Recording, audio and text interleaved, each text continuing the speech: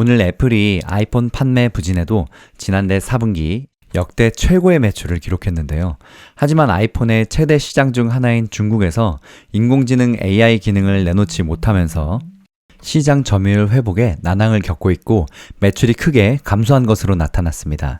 애플은 4분기에 매출 1243억 달러, 우리 돈으로 약 180조 원과 2.4달러의 주당 순이익을 기록했다고 밝혔는데요.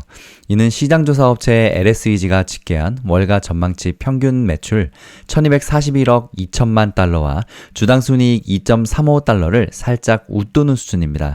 매출은 1년 전에 비해서 4%가량 늘어났습니다. 하지만 애플은 여전히 중국 시장에서 고전하는 모습인데요.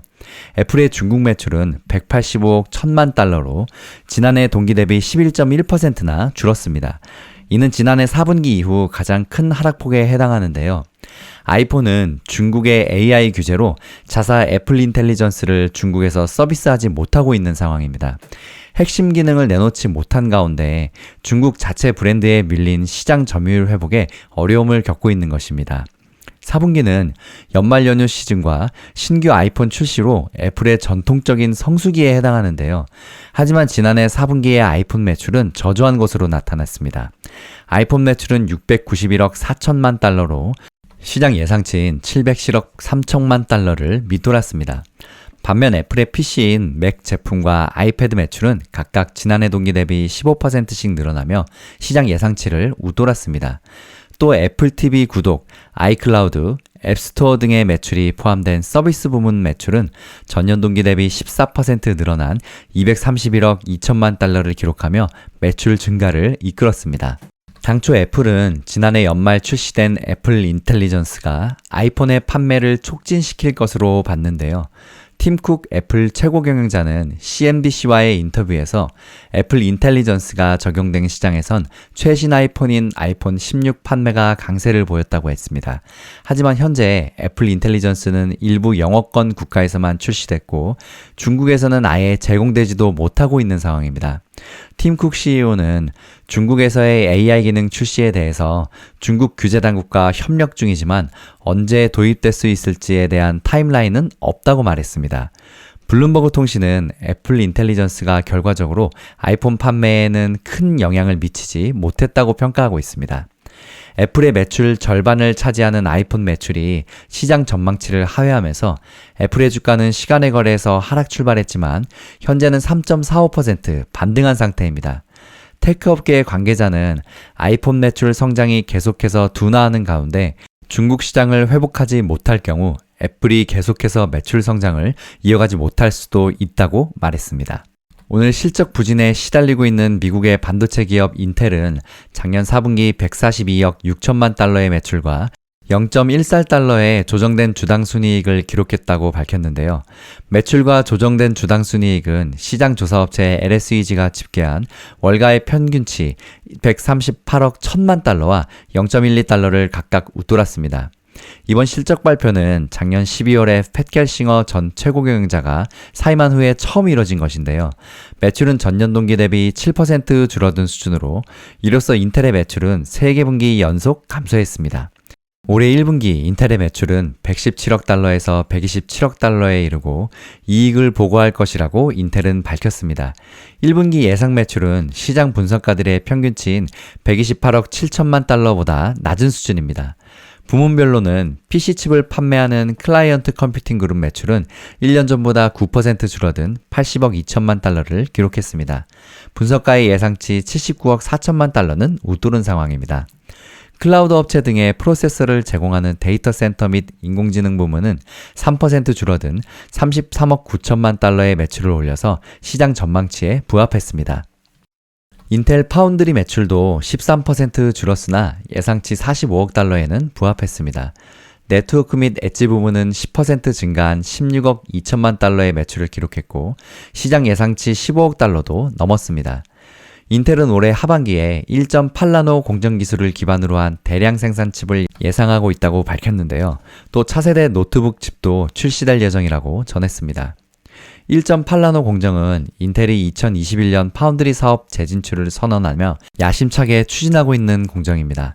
현재 5나노 이하의 파운드리 양산은 세계에서 TSMC와 삼성전자만 가능한데 1.8나노는 두 회사가 양산 중인 3나노보다도 앞선 공정입니다. 인텔은 당초 작년 말부터 1.8나노 공정을 통한 반도체 대량 생산을 예고하며 삼성전자를 넘어 세계의 최대 파운드리 업체 대만의 TSMC와 겨루다겠다고 자신해왔는데요.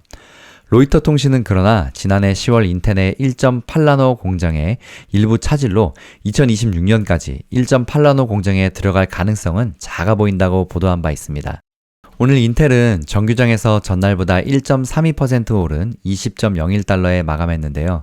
실적 발표 후에 시간외 거래에서 3.7%나 상승해서 20.75달러를 기록했습니다. 오늘 발표된 경제지표는 미국의 고용과 성장이 견조한다는 전날 제롬 파월 연준 의장의 진단과 부합했는데요. 우선 미국 노동부가 발표한 주간 신규 실업보험 청구자 수는 20만 7천 명으로 시장 예상치인 22만 명과 직전주 수치인 22만 3천 명을 모두 하회했습니다. 2주 이상 연속 실험보험을 청구한 건수도 185만 8천 건으로 직전주보다 4만 2천 명 줄어들었습니다. 신규 보험 청구가 줄어든다는 것은 한 주 동안 갑작스런 해고가 적었다는 의미로 전반적인 고용시장 안정세를 시사했는데요. 특히 직전주에 캘리포니아 산불 영향으로 실업보험 청구자가 늘었던 점을 고려하면 재난에 따른 고용시장 여파도 점차 안정되는 분위기입니다. 또 미국 상무부가 공개한 지난 4분기 국내 총생산 GDP 성장률은 연율 2.3%로 전분기의 3.1%보다는 둔화하고 시장 전망치 2.5%를 하회했습니다. 다만 여전히 미국의 잠재 성장률 1.8%를 웃돌고 있다는 점에서 성장이 견조한 수준입니다. 특히 경제의 주요 원동력인 소비자 지출이 4분기에는 4.2%의 급성장을 보인 만큼 미국 경제는 여전히 강한 상태라는 평가가 나옵니다. 지난해 연간 GDP 성장률은 2.8%로 전년의 2.9%보다 소폭 둔화했습니다. BMO 프라이빗 웰스의 전략가인 캐럴 슈라이프는 GDP는 단기적으로 미국 경제에 침체 위험이 없다는 점을 보여준다며 이에 연방준비제도는 금리를 다시 내리기 전에 인내심을 갖고 기다릴 수 있을 것이라고 말했습니다. 견조한 경제성장은 통상 금리 상승 요인이지만 이날 미국 국채금리는 하락했는데요. 기준금리 변동에 민감하게 반응하는 2년물 금리는 0.01%포인트 내린 4.198%로 떨어졌습니다. 10년 만기 국채 수익률은 3.9 베이시스 포인트 하락해서 4.515%에 거래됐는데요. 국채 금리는 가격과 반대로 움직입니다. 이 같은 흐름은 국채 시장이 미국 GDP가 강하지만 생각했던 것보다 낮았다는 점에 주목했기 때문일 수 있습니다. CNBC는 이날 금리 움직임은 GDP가 예상보다 약했기 때문에 발생한 것이라고 설명했습니다.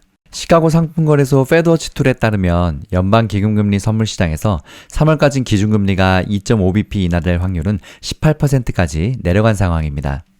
한편 오늘 유럽은 금리 인하를 단행했는데요.